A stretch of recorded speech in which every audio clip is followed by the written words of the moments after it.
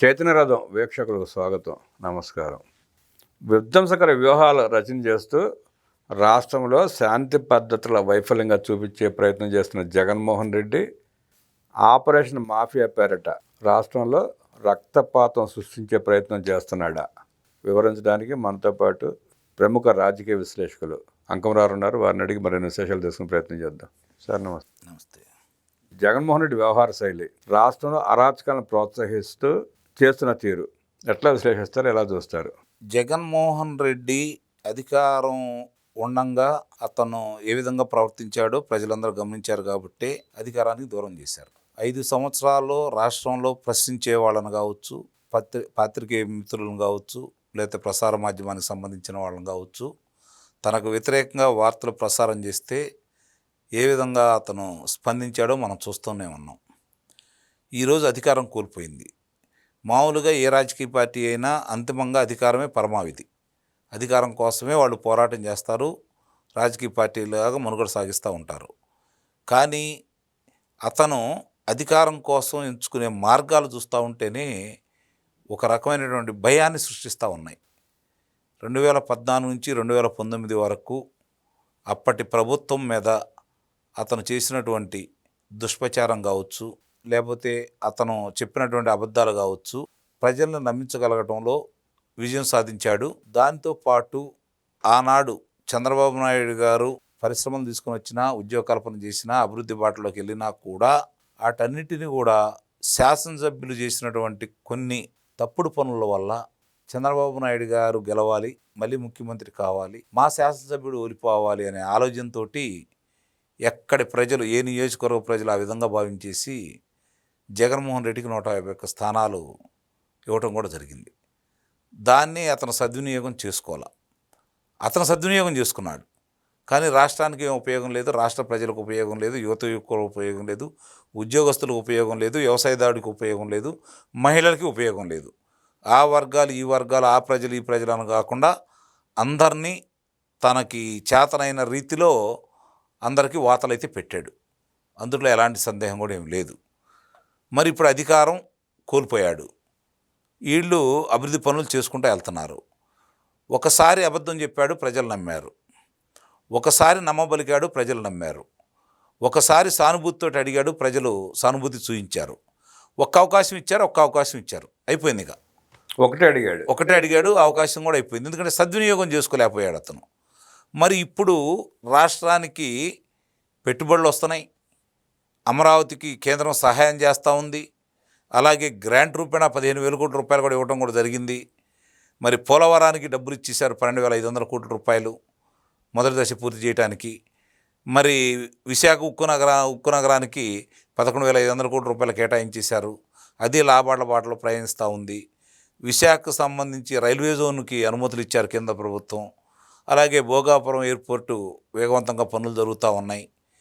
మరి ఇవన్నీ చూసుకుంటూ ఉంటే ఒకేమో చంద్రబాబు గారు అంటున్నారు, క్వాంటమ్ వ్యాలీ అంటున్నారు, మళ్ళీ పోలవరాన్ని పూర్తి చేసే పనిలో ఉన్నారు, రాజధానికి పూర్తి చేసే పనిలో ఉన్నారు. ఇవన్నీ పూర్తి అయిపోయి ప్రశాంతంగా ఉండి రాష్ట్రానికి ఆదాయం వస్తే జగన్మోహన్ రెడ్డి అంటే నడిచేవాళ్ళు ఎవరు? ఇప్పుడు 11 స్థానాలు వచ్చినాయి కదా, రేపు తన స్థానం తప్ప మిగిలిన 10 స్థానాల పరిస్థితి ఇప్పటికే ఆశలు ఎదుర్కొన్న పరిస్థితి. మరి ఈ పరిస్థితుల్లో ఇంత ప్రశాంతంగా అతన్ని ఓడగొట్టిన ఈ జనాలు బాగుపడతా ఉంటే అతను చూడగలడా?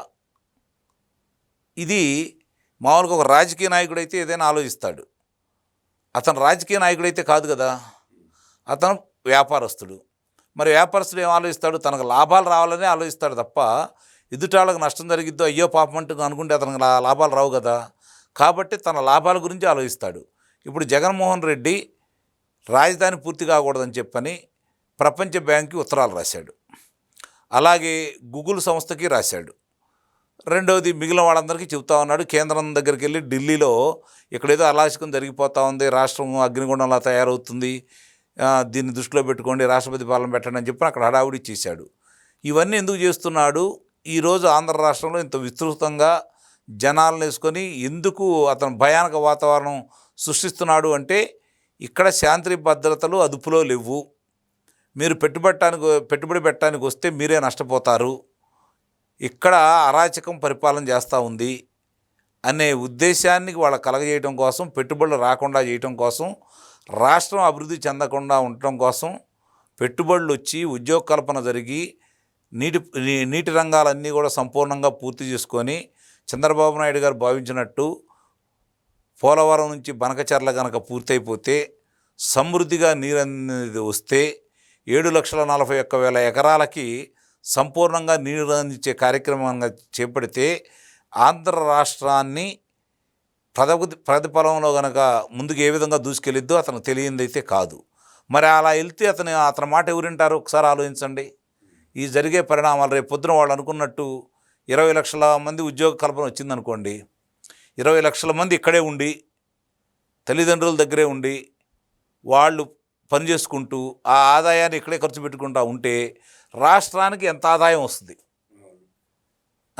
తల్లిదండ్రుల దగ్గర ఉన్నందువల్ల ఈ వైరుధ్యాలు పోతాయా? మానవ సంబంధాలు మెరుగుపడతాయా ఇక్కడే ఉన్నందువల్ల? రెండోది, పరిస్థితులు వాళ్ళకు కూడా అర్థమవుతుంది కదా, ఎవరేం చేస్తున్నారు, ఎవరో అభివృద్ధి చెందుతుంది, ఎవరో ఆటంకవాదులు, ఎవరు రాష్ట్ర ద్రోహులు, ఎవరు రాష్ట్రానికి మేలు కోరేవాళ్ళు, వాళ్ళకు స్పష్టమైన అవగాహన అంటూ వచ్చింది కదా. అప్పుడేంటి, సాంప్రదాయంగా ఎవరన్నా పెద్దవాళ్ళు ఉన్నా కూడా ఈ పిల్లలు వాళ్ళు మార్చుకున్నారు. 2024లో మార్చుకున్నారు, రేపు కూడా అలానే మార్చుకుంటారు. మరి అవకాశం కనుక వాళ్ళకి ఇస్తే ప్రజలకి, జగన్మోహన్ రెడ్డికి రాజకీయంగా నౌకలు చెల్లిపోయినట్టే కదా. కాబట్టి ప్రశాంతంగా ఉండకూడదు, పెట్టుబడులు రాకూడదు, ఉద్యోగ కల్పన జరగకూడదు, రాజధాని పూర్తి కాకూడదు, పోలవరం పూర్తి కాకూడదు, విశాఖ ఉక్కు నగరం తరలిపోవాలి. ఇదే కదా అతని ఆలోచనలు. దీనికోసం ఏం చేయటానికైనా సిద్ధమే. ఎందుకంటే గతంలో చూసాము ఎంత అరాచకంగా ఏం చేయాలనుకుంటున్నారు. మరి బాబాయ్ గారి హత్యకు సంబంధించి ఇంతవరకు మరి ఏమీ తేల్చకుండానే అట్లానే వెళ్ళిపోతానే ఉంది. కోడికత్తి ఉదాంతం చూసుకుంటామంటే ఒక్కరోజు వెళ్ళి అయ్యా నన్ను పొడిచింది ఇతనే, లేదు నన్ను పడవలేదు ఇతనే పొడిచాడంటే 2 సంవత్సరాలు 3 సంవత్సరాలు కారాగారం వేస్తారు. పాప అతనికి 5 సంవత్సరాల 4 నెలలు కారాగారంలోనే కూర్చోబెట్టాడు. శిక్ష కూడా డబుల్ పూర్తి అయిపోయింది. రెండు విడతలుగా పూర్తయిపోయింది అతనికి. మరి ఇప్పుడు చూసుకుంటా ఉంటే బాబాయ్ గారు వచ్చి సంబంధించి ఇంతవరకు ఏమీ తేలలేదు. ఇవన్నీ కూడా అతను కాలయాపన చేయడం కోసం, తప్పించుకోవడం కోసం చేస్తున్నటువంటి ప్రయత్నాలు అనేది అందరికీ తెలిసిన విషయమే. మరి అలాంటప్పుడు ఇలాగా కాకుండా ఇంకెలా ఉంటాడని మీరు భావిస్తున్నారు? నాకైతే అర్థం కావట్లేదు. జగన్మోహన్ రెడ్డి వ్యాపారస్తుడే కానీ రాజకీయ నాయకుడు కాదు. తన ఆశలు పెంచుకోవడానికో, తన కార్యక్రమాలను నడిపించుకోవడానికో రాజకీయం చేస్తున్నాడు తప్ప అతని వల్ల రాష్ట్రానికి ఒరిగిందేం లేదంటూ విశ్లేషించిన అంకమరావు గారికి ధన్యవాదాలు తెలియజేస్తూ నమస్కారం.